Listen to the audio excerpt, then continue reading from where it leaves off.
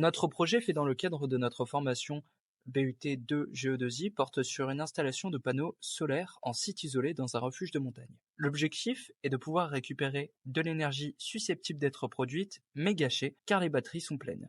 Dans ce cas, le régulateur de charge est sur flotte. Voilà, deux cas de figure ont été envisagés. Dans un premier temps, lorsque le refuge accueille des randonneurs, l'énergie gaspillée permettra d'alimenter des appareils nomades, tels que des smartphones, des powerbanks ou des tablettes, mais permet aussi d'alimenter une pompe de relevage pour remplir des cuves d'eau potable, sinon elle doit être acheminée par véhicule aérien ou terrestre. Le deuxième cas de figure se situe en période hivernale, lorsque le refuge est ouvert mais non gardé, l'énergie sera dirigée vers un dispositif hors gel permettant de rendre plus accessible le bâtiment. Des panneaux solaires sont installés en série sur le toit, permettent une production de 1,2 kW lorsqu'elle est optimale, soit l'équivalent d'un radiateur électrique pouvant réchauffer une pièce. Le MPPT, ou Maximum Power Tracking, optimise le transfert d'énergie solaire vers les batteries. En plus de l'optimisation, il respecte le cycle traditionnel de charge des batteries, à savoir bulk, absorption et floating. Ces batteries gel sont couramment utilisées dans des installations solaires pour leur longue durée de vie et leur aspect économique. Qu'est-ce que tu fabriques, Tristan? Tu vois, je suis en train d'installer ma Smart Multiprise équipée d'un Shelly Plus 1 PM. Celui-ci a un relais qui va permettre de piloter tous les actionneurs ici à partir de requêtes HTTP sur l'automate. Et celui-ci pourra aussi envoyer des requêtes pour récupérer des données relatives à nos actionneurs, tension, courant ou puissance. Voici le Wago série 750. C'est un automate programmable avec la suite logicielle Code 6. C'est cette interface qui commande tout notre système à distance. Il déroule suivant le cas, une stratégie qui permet de commander des actionneurs. C'est donc le cerveau qui permet au système d'être plus efficient dans son rôle. Dans le programme, on a incorporé un horodatage permettant de définir l'état été ou hiver. Les panneaux solaires vont charger batterie et quand ils sont en flotte, les actionneurs s'activent en fonction de la date. De plus, il existe une partie visualisation permettant de la personnalisation d'une interface homme-machine. Mais dis-moi Léo, ça te servir à quoi tout ça?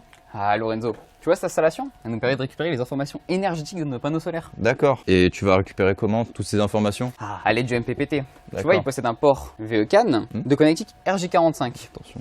qui est adapté en micro C. Il est relié vers un réseau compatible aux normes ENA 2000. D'accord. Et tu vois, cette norme, elle va nous permettre de récupérer les trames que nous pourrons décoder pour connaître l'état de charge des batteries. D'accord. Mais comment tu vas utiliser tout ça? Ah, mais t'inquiète Lorenzo. Tu vois, ce buscan, il est composé d'un backbone, d'une alimentation, de 2 fins de ligne et de 3 descentes. D'accord. La première descente est reliée à notre MPPT, la deuxième est reliée à notre SP32, D'accord. et la troisième sera reliée à notre sniffer de trame. Périodiquement, on sait que le MPPT, il envoie les données vers ce bus. Ok. Qu'en utilisant ce sniffer de trame SlimClickCAN et à l'aide d'un logiciel MonitorBus, Oui. on peut récupérer les informations. D'accord. Tu les vois juste ici. Oui. Mais aussi, à l'aide de cette documentation que tu vois juste ici, on pourra décoder ces trames. Ah, d'accord. Et du coup connaître l'état des batteries. D'accord. Mais Léo, tu vas pas faire ça manuellement à chaque fois? Mais non Lorenzo, on va pouvoir automatiser cette partie de décodage. D'accord. Avec notre SP32, c'est notre Smart Vitron. On va lui faire une requête, et lui il va nous répondre avec une trame JSON. C'est assez simple à comprendre. Oui. Mais en réalité, c'est juste notre passerelle buscan vers web. L'automate aide de la librairie Vago HTTP.lib va envoyer des requêtes HTTP au Smart Vitron sur le réseau, permettant ainsi de récupérer les valeurs des tensions et des courants des panneaux solaires, des batteries, ainsi que l'état de celles-ci. En fonction de l'horodatage et de ces valeurs, l'automate pilotera différents actionneurs à des vitesses différentes. Par exemple, en été, la loi de commande de la pompe de relevage se met en marche, c'est-à-dire que lorsque les batteries sont en état flotte, le moteur tourne à sa vitesse maximale. Puis, à la partie d'absorption, la vitesse est proportionnelle au courant des panneaux solaires. En bulk, il s'arrête complètement. Tant que les batteries ne sont pas repassées en flotte, le moteur ne tournera pas. Si le niveau haut de la cuve est atteint, le moteur s'arrête. En été et en flotte, la multiprise connectée s'active, alimentant ainsi les appareils nomades. Puis en hiver, de la même manière que la multiprise, le chauffage en gel s'active en flotte. Mais dis-moi Hugo, qu'est-ce qui se passe ici? C'est très simple. C'est la démonstration finale du projet. Nous avons intégré un automate programmable, multiprise connectée, des voyants, inverteur de vitesse, ainsi que le moteur asynchrone de la pompe de relevage. Mais on est en été, pourquoi la pompe de relevage ne fonctionne pas? Alors, si les batteries sont en floating, ça fonctionnera tant que le niveau haut n'est pas atteint. Regarde, là, nous passons au niveau haut. Donc le moteur se met à tourner. Ça signifie que les batteries sont en floating et qu'elles sont chargées. En plus, les multiprises connectées alimentent les appareils nomades. Trop bien.